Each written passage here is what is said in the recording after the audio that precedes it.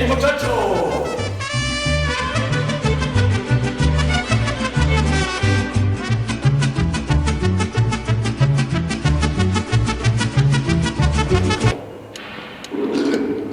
Drosme draudzēties! Mums, Rīgas Imantas vidusskolas skolēnu pašpārvaldei, šis gads bijis jaunu panākumu bagāts. Viens no jaunumiem, ko ieviesām skolā, izveidojām Drosmes draudzēties dienu, sadarbībā ar Centru Dārdedze.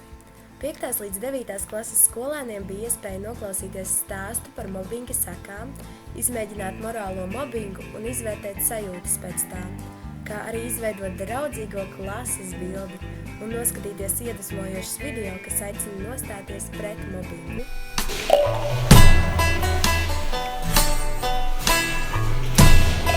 Yes!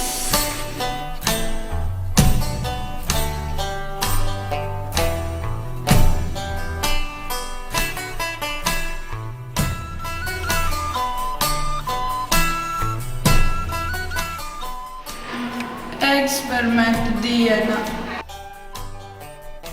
Lai ieinteresētu topošos pietklasniekus dabas zinātnēs, ķīmijā un fizikā, izveidojām eksperimentu dienu, kurā vidusskolēni prezentēja interesantus un aizraujošus eksperimentus. Ar lielu sajūsmu un interesi ceturtklasnieki vēroja notiekošo un pārsteidzoši labi prata atbildēt uz visai sarežģītiem jautājumiem. Viens, divi, trīs, četri! Ha!